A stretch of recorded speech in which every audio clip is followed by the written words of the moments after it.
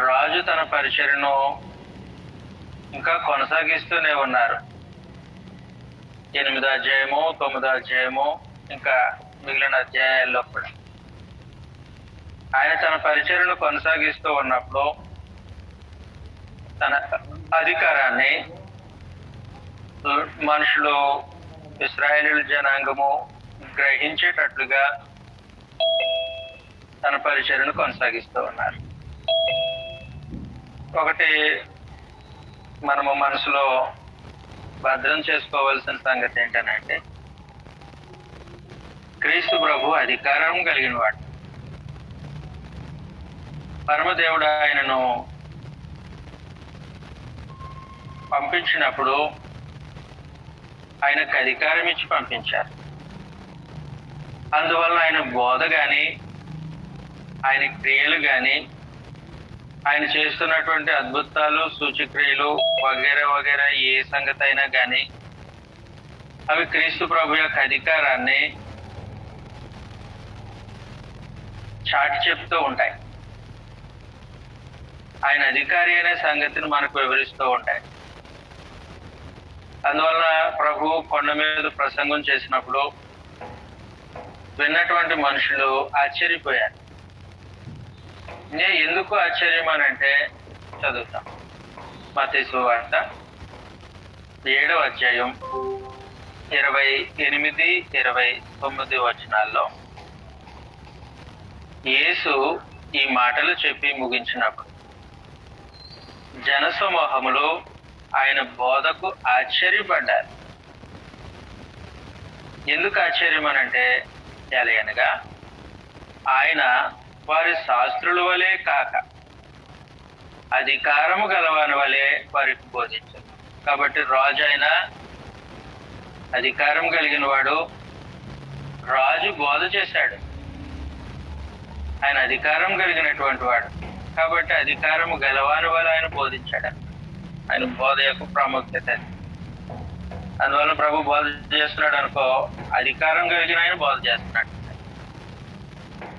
ఆయన బోధలో ఆయన అధికారాన్ని చాటి చెప్తా ఉంటాడు.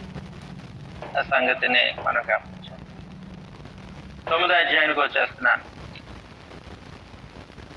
9వ అధ్యాయం తర్వాత ఆయన దోణి ఎక్కి సముద్రము దాటి తన పట్టణములో ప్రవేశింపగా, అంటే గలిలీ ప్రాంతం తన సొంత ప్రదేశం కదా, అందులో నజరేతు ఆయన పట్టణం. అక్కడ ప్రవేశించినప్పుడు ఇదిగో జనులు పక్షవాయువుతో మంచము పట్టి ఉన్న ఒకరిని ఆయన ఎదుటకు తీసుకొని వచ్చాయి. యేసు వారి విశ్వాసమును చూచి, కుమారుడా, ధైర్యముగా ఉండుము, నీ పాపములు క్షమింపబడి ఉన్నవని పక్షవాయువు గలవానితో చెప్పాను. ఇదిగో శాస్త్రులలో కొందరు ఇతడు దేవదూషణ చేయుచున్నాడని తమలో తాము అనుకొనగా, యేసు వారి తలంపులు గ్రహించి, మీరెందుకు మీ హృదయములో దురాలోచనలు చేయుచున్నారు?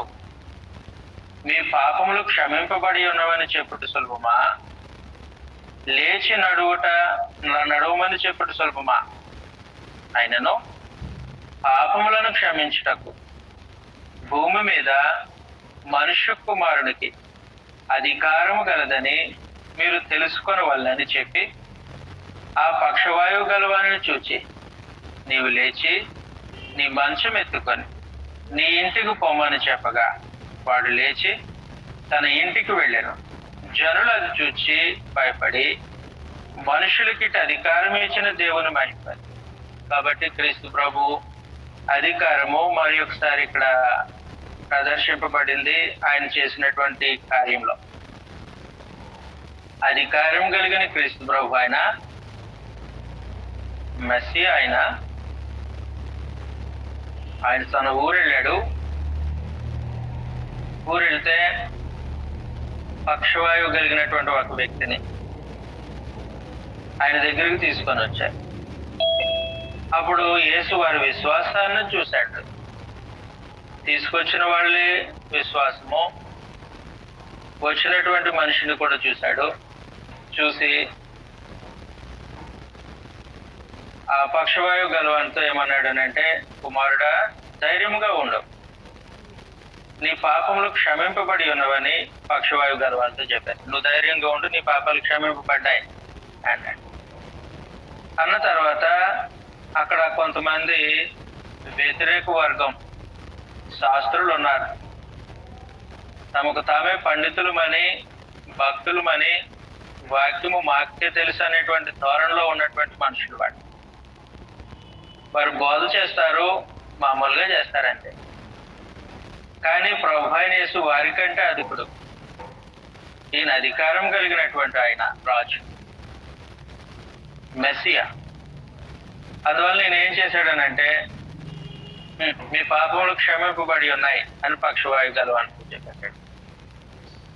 అప్పుడు శాస్త్రులు వాళ్ళ మనసులో దురాలోచన చేశారండి, చెడ్డ ఆలోచన చేశారండి. ఏంటి చెడ్డ ఆలోచన?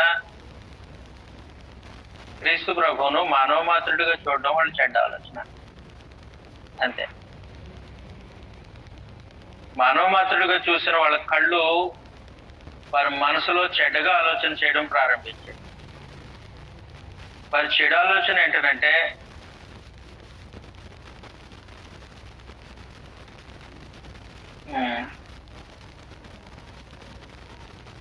మూడవ వచనం చదువుతాం. ఇదిగో శాస్త్రుల్లో కొందరు ఇతడు దేవదూషణ చేయుచున్నాడని తమలో తాము అనుకొనగా. వారి చెడ్డ ఆలోచన ఏంటంటే, ఈయన దేవదూషణ చేస్తున్నాడు అంటున్నాడు. పాప క్షమాపణ, నీ పాపములు క్షమింపబడ్డాయి అని చెప్పడము దేవదూషణ. నీ మనసుకి ఎలా కనిపించింది శాస్త్రి అని అంటే, వాళ్ళ కళ్ళు క్రీస్తు ప్రభువును చూసే విధానంలో లోపం ఉంది. క్రీస్తు ప్రభు అధికారం కలిగిన వాడిగా, ఆయన కేవలము మానవ మాత్రుడు కాడు అనే ధోరణిలో చూడాల్సిన అవసరం ఉంది. అలా చూడడం చేత కాలేదు శాస్త్రం. కారణం ఏంటంటే, ఇది నిజమైన సమాచారం, గ్రంథం తెలియచేసినటువంటి సత్యం. పాపములు క్షమించే హక్కు, అధికారము దేవునికి మాత్రమే ఉంటుంది. అది ఆ అంతస్తుకు తగినటువంటిది. అందువలన దేవుడు పాపములు క్షమించే హక్కు కలిగిన వాడు, మనుషుల యొక్క పాపములను క్షమించే అధికారం కలిగినటువంటి వాడు. మీకా గ్రంథం 7వ అధ్యాయంలో 19వ వచనాన్ని మనం చదివితే, మీకా గ్రంథం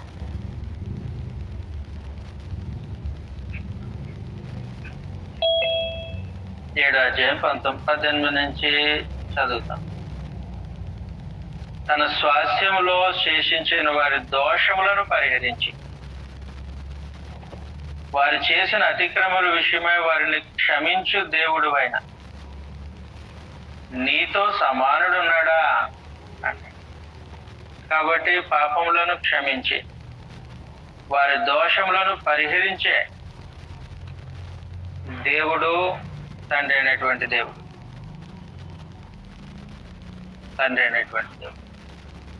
అది దైవత్వపు అంతస్తు, అది దేవుని స్వభావం. దేవుడు మాత్రమే పాపములను క్షమించగలిగే హక్కు కలిగిన వాడిగా, అధికారం కలిగిన వాడిగా ఇశ్రాయేలు జనాంగం గుర్తించారు. మంచిది. అంత మాత్రమే కాదు, అది దేవుని యొక్క అంతస్తు, అది దైవ స్వభావం. అలా గుర్తించడం మంచిదే. ఎందుకంటే గ్రంథం ఆ సమాచారాన్ని ఇశ్రాయేలుకు బోధించింది.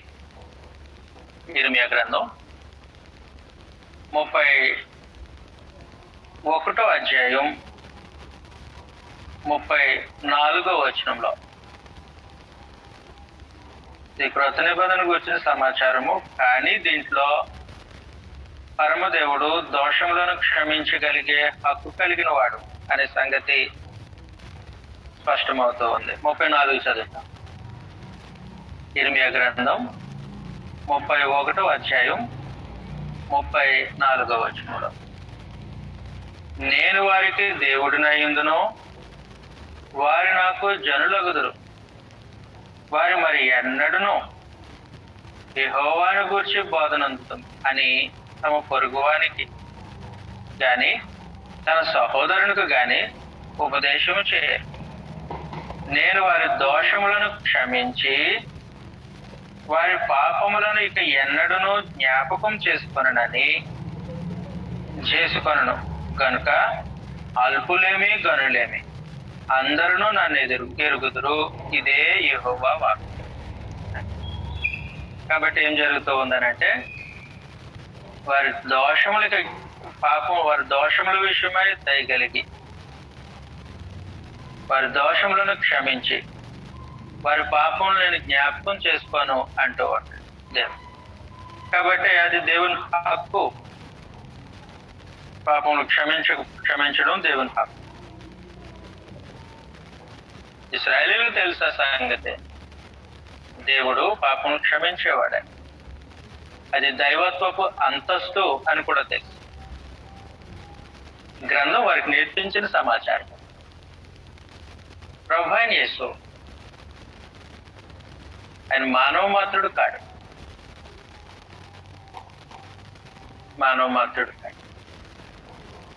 అలాంటి ప్రభు అయిన యేసును పరమదేవుడు తన ప్రజల క్షేమం కోరి భూమి మీదకి పంపించారు. పంపించిన తర్వాత ప్రభు అయిన యేసు మానవ దేహంలో జన్మించినప్పటికీ కేవలం మానవ మాత్రుడుగా రాలే. దైవత్వపు అంతస్తు కలిగినటువంటి ఆయన ఆ రూపంగానే ఆయన వచ్చాడు. దానికి నిదర్శనమే నీ పాపములు క్షమింపబడ్డాయి అని చెప్పడం. దానికి నిదర్శనం నీ పాపములు క్షమింపబడ్డాయి అని చెప్పడం. శాస్త్రులు గ్రహించలేదు. దేవుడు ఒక్కడే కదా పాపములు క్షమించగలిగేవాడు. ఈ మనిషి అయితే పాపములు క్షమిస్తున్నాను అంటున్నాడు, ఇది దేవదూషణ కదా అని మొదలెట్టున్నారు. అది దేవదూషణ కాదు, క్రీస్తు ప్రభు యొక్క దైవత్వం యొక్క ప్రకటన అది. ఆయన యొక్క దైవత్వానికి రుజువు అది. దైవత్వపు అంతస్తుకు నిదర్శనం అది. గ్రహించలేకపోయా. అందువల్ల ప్రభు తానే స్వయంగా చొరవ తీసుకొని ఏం చెప్పాడనంటే, ఇదిగో మీరు దురాలోచన చేస్తున్నారు అంటే మీ కళ్ళు నన్ను చూడాల్సిన రీతిగా చూడట్లే. ఒకసారి గమనించండి. మీరు మీ ఎదుట రెండు కార్యక్రమాలు జరిగించాను. మొదటిది, పక్షవాయువు కలిగిన యొక్క పాపములను క్షమించాను. రెండవది, వానిని లేచి నడవమని చెప్పాను. నడిచి వెళ్ళిపోయాడు. మీ ముందే నడిచి వెళ్ళిపోయాడు. ఇందులో ఏది సులువు? పాపములు క్షమింపబడమని చెప్పడం సులువా, లేచి నడవమని చెప్పడం సులువా? మీరేం భావిస్తున్నారు? నా వల్ల రెండూ అవుతాయి. అందువలన మీ మనసులో మీరు దురాలోచన చేసుకొని అవసరం లే అని ప్రభు అయిన యేసు వాళ్ళకి అర్థమయ్యే రీతిలో సందేశాన్ని, తన అధికారాన్ని, తన స్వభావాన్ని వారికి అర్థమయ్యే రీతిలో వాళ్ళకి తెలియజేస్తాడు. ఇంక వాళ్ళు ఏం మాట్లాడారు? వాస్తవానికి ప్రభు అయిన యేసు ఆయన శరీరధారిగా భూమి మీద జీవించిన కాలంలో కేవలం మానవ మాత్రుడుగానో, లేకపోతే ఏదో చాలా మంది పాత నిబంధన ప్రవక్తలు చేసినట్లుగా అద్భుతాలు సూచక్రియలు మాత్రమే చేయటానికో, లేకపోతే వాళ్ళ శాస్త్రులో వాళ్ళ ప్రవక్తలో లోకంలో వాళ్ళకు బోధించినట్లుగా బోధ చేసి వెళ్ళిపోవటానికి ప్రభు రాలేదు. ఆయన మెస్సియా, ఆయన వ్యక్తిత్వాన్ని ప్రదర్శించడానికి, ఆయన అధికారాన్ని ప్రదర్శించడానికి, తాను మెస్సీగా లోకము గ్రహించేటట్లుగా తన కార్యక్రమాలు జరిగించడానికి పూనుకున్నటువంటి ప్రభు ఆయన యేసయ్య. అందువలన ఆయన ఏమన్నాడనంటే, చదువుతాం, మత్తయి సువార్త 9వ అధ్యాయం. మత్తయి సువార్త 9వ అధ్యాయం 6వ వచనంలో, ఆయనను పాపములు క్షమించుటకు భూమి మీద మనుష్య కుమారునికి అధికారము కలదని మీరు తెలుసుకొనవలనని చెప్పి, ఆ పక్షవాయువు గలవారిని చూచి నీవు లేచి మంచం ఎత్తుకొని నీ ఇంటికి పొమ్మని చెప్పగా వాడు లేచి తన ఇంటికి వెళ్ళాడు. కాబట్టి ప్రభు అయిన యేసు ఆయన మనుష్య కుమారుడు. మనుష్య కుమారుడు అని అంటే మానవ మాత్రుడు కాడు అని అర్థమే. మీకు చెప్పినట్టు గుర్తు, ఆయన మరలా ఒకసారి గుర్తు చేస్తాను. దానియేలు గ్రంథం మనం దాన్ని చర్చించాం గతంలో, సందర్భం వచ్చింది కాబట్టి మరలా చూస్తాం. దానియేలు గ్రంథం 7వ అధ్యాయం 13వ వచనంలో, రాత్రి కలిగిన దర్శనము నేను ఇంకా చూచుతుండగా ఆకాశ మేఘారుడై మనుష్య కుమారుని పోలిన వాడు ఒకడు వచ్చి ఆ మహావృద్ధుడగు వాని సన్నిధిని ప్రవేశించి ఆయన సముఖమునకు తేబడు.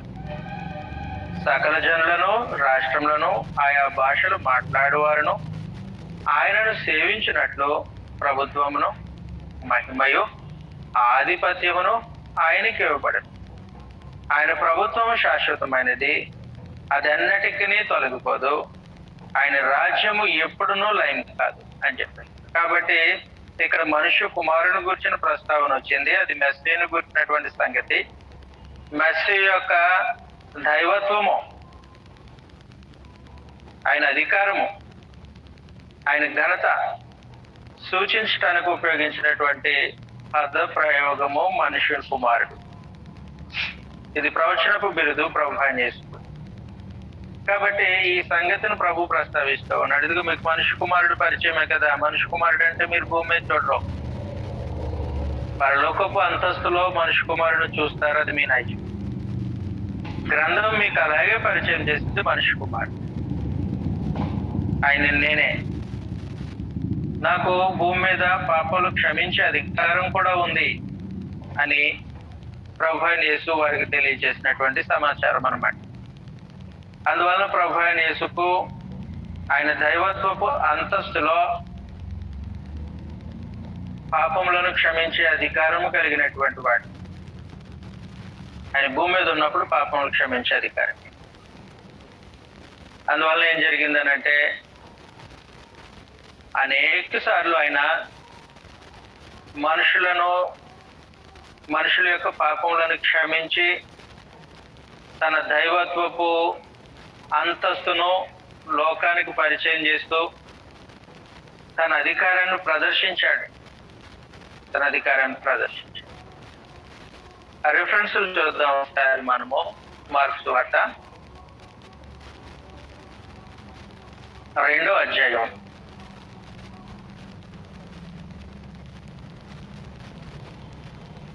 10వ వచనంలో, అయితే పాపములు క్షమించుటకు భూమి మీద మనుష్య కుమారునికి అధికారము కలదని మీరు తెలుసుకొనవలనని వారితో చెప్పి. కాబట్టి పాపములు క్షమించే అధికారము భూమి మీద మనుష్య కుమారునికి ఉంది. దైవత్వపు అంతస్తు కలిగిన ప్రభు అయిన యేసుకు పాపములను క్షమించే అధికారం కలిగిన వాడు. వాస్తవానికి ఆ అధికారము దేవునిది. దేవుని చేత ఆ అధికారం పొందినటువంటి వాడు ప్రభు. అందువల్ల పాపములను క్షమించే అధికారం ఆయన ప్రదర్శించాడు.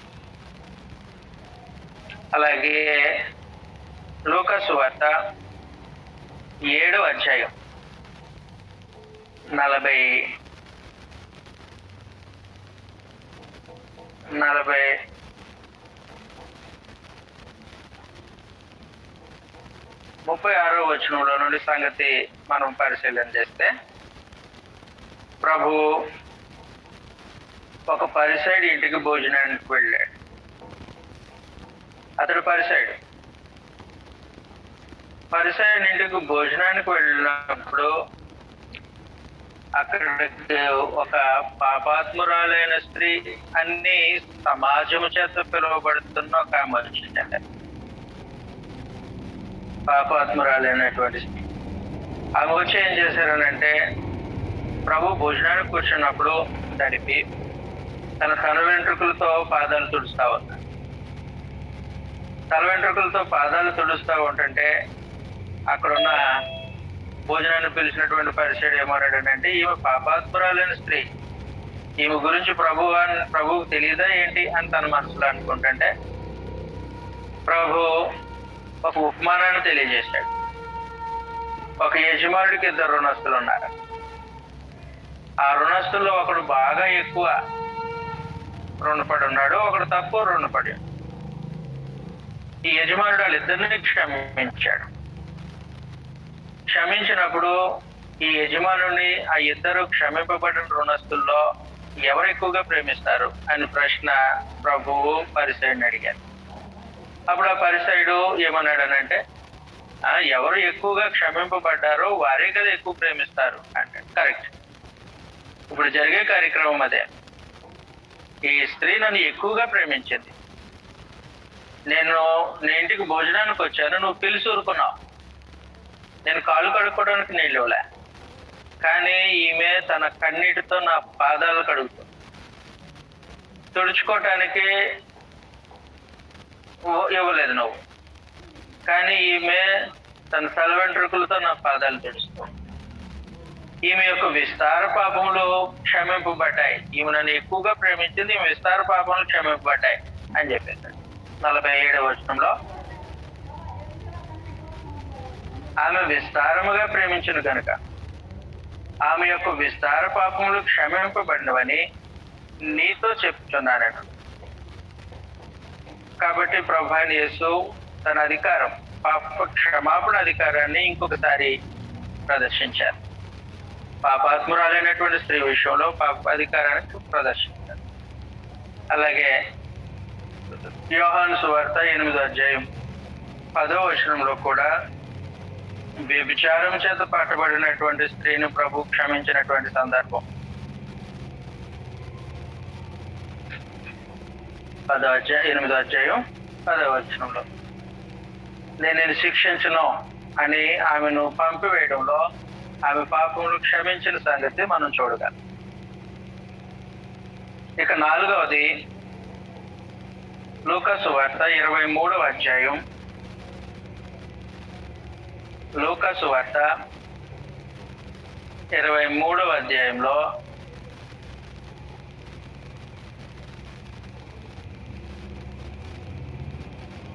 24వ అధ్యాయం, క్షమించండి, కాదు 23వ అధ్యాయమే. సిలువ మీద దొంగ. అప్పటికి ఇంకా ప్రభువైన యేసు భూమి వాతావరణంలోనే ఉన్నారు, ఆయన సజీవుడిగా ఉన్నారు.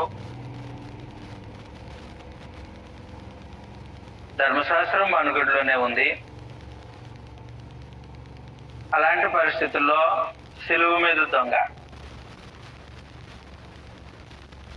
ప్రభువును వేడుకున్నటువంటి సందర్భం. 42వ వచనం, అప్పుడు ఆయనను చూచి యేసు, నీవు నీ రాజ్యంలోనికి వచ్చినప్పుడు నన్ను జ్ఞాపకం చేసుకొనమని. అందుకు వారితో, నేడు నీవు నాతో కూడా పరదేశంలో ఉందవని నిశ్చయముగా నీతో చెప్పుచున్నాను అని. నువ్వు నాతో కూడా పరదేశంలో ఉంటావు అని చెప్పేశాడు. అంటే నీ పాపములు క్షమింపబడ్డాయి అని అర్థం అన్న. ప్రభువైన యేసు తాను భూమి మీద ఉన్నప్పుడు పాపములను క్షమించే అధికారం కలిగినటువంటి వాడు. అది క్రీస్తు ప్రభు యొక్క దైవత్వానికి నిదర్శనం. పాపములు క్షమించే అధికారము దేవునికి సొంతం. పాపములను క్షమించే అధికారం కలిగినటువంటి దేవుడు తన దైవత్వానికి నిదర్శనంగా ప్రభు అయిన యేసుకు ఆ అధికారాన్ని అనుగ్రహించాడు. కాబట్టి పాపములు క్షమించే అధికారము ప్రభు అయిన యేసుకు తాను భూమి మీద ఉన్నప్పుడు ఉంది. అందువల్ల సిలువ మీద దొంగకు బాప్తిసం అవసరం లేదు. బాప్తిసం అవసరం లేకుండానే అతడు పరదేశంలోనికి ప్రవేశించడానికి గల కారణము ప్రభువు అతని పాపములు క్షమించాడు కాబట్టి. ప్రభు అయిన యేసు నేడు భూమి మీద లేరు. ఆయన దేవుని కుడి పార్శ్వమున ఆసీనుడై ఉన్నారు. భూమి వాతావరణానికి ఆయన అందుబాటులో లేరు. అందువలన ఇప్పుడు పాపములు క్షమించే అధికారము తాను పరలోకానికి ఆరోహణమైతూ ఆ అధికారాన్ని తన అపోస్తలులకు అప్పగించాడు.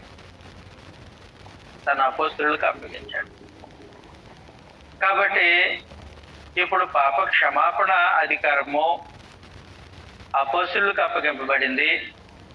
ప్రభు అయిన యేసు భూమి మీద ఉన్నప్పుడు మాత్రము పాప క్షమాపణ అధికారము తన దైవత్వపు రుజువుగా నేరుగా తానే జరిగిస్తూ ఉండేవాడు.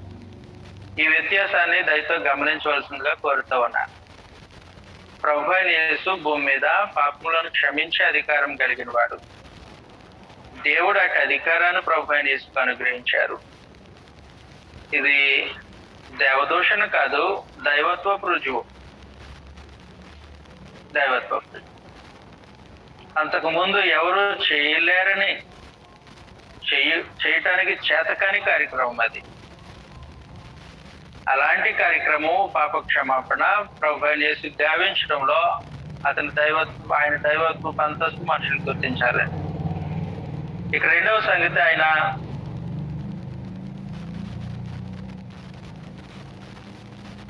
ఇక భూమి మీద ఉండరు. ఆయన ఎప్పుడైతే మరణించారో, సిలువలో సమాధి చేయబడ్డారో, పునరుత్థానుడై లేచారో, ఆయన పునరుత్థానుడు అయ్యింది దేవుని కుడి పార్శ్వమున ఆసీనుడు అవటానికి. కాబట్టి ఆయన భూమి మీద ఉండాల్సిన అవసరం లేదు. ఇంకా మొదటి పేతురు పత్రిక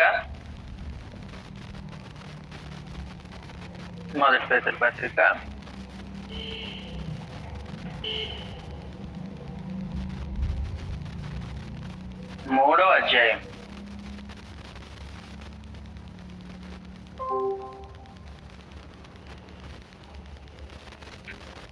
22వ వచనంలో,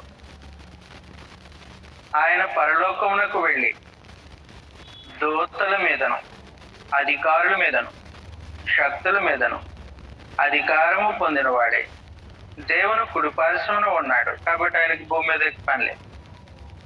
ఆయన భూమి మీదకి వచ్చినటువంటి పని సంపూర్ణంగా నెరవేర్చిన తర్వాత ఆయన పరలోకానికి వెళ్ళాడు. ఆయన పునరుత్థానుడు అయితే పరలోకంలో వెళ్ళి ఆయన కుడి పార్శ్వమున ఆసీనుడు అవుతాడు. మరి భూమి మీద పాపులు లేకపోయారా? ఉన్నారు. వారి గూర్చినటువంటి సమాచారము, వారి పాప క్షమాపణ గూర్చినటువంటి బాధ్యతను ప్రభు అయిన యేసు తన శిష్యులకు అప్పగించారు ఆయన పరలోక ఆరోహణం అయ్యే ముందు. యోహాను సువార్త 20వ అధ్యాయం 19వ వచనంలో, ఆయన అప్పటికి పునరుత్థానుడు అయ్యారు. పునరుత్థానుడు అయిన తర్వాత తన శిష్యులను కలుసుకున్న సందర్భం అది. ఆదివారం సాయంకాలమున శిష్యులు యూదులకు భయపడి తాము కూడి ఉన్న ఇంటి తలుపు మూసుకొని ఉండగా యేసు వచ్చి మధ్యను నిలిచి, మీకు సమాధానము కలుగును గాక అని వారితో చెప్పారు. ఆయన అలాగూ చెప్పి వారికి తన చేతులను ప్రక్కలను చూపగా శిష్యులు ప్రభువును చూసి సంతోషించారు. కాబట్టి చేతుల్లో ప్రక్కలో గాయాలు ఉన్నాయి, పొడవబడిన గాయాలు. ఆ గాయాలు చూపించాడు అనమాట. అంటే ఆయన సిలువ వేయబడిన తర్వాత సంగతి, ఆయన పునరుత్థానుడు లేచిన తర్వాత సంగతి. 21వ వచనంలో, అప్పుడు యేసు మరలా మీకు సమాధానము కలుగును గాక, తండ్రి నన్ను పంపిన ప్రకారము నేను మిమ్మల్ని పంపుచున్నానని వారితో చెప్పాడు. తండ్రి నన్ను పంపాడు కదా, ఇప్పుడు నేను మిమ్మల్ని పంపుతున్నాను వారితో చెప్పాడు. ఆయన ఈ మాట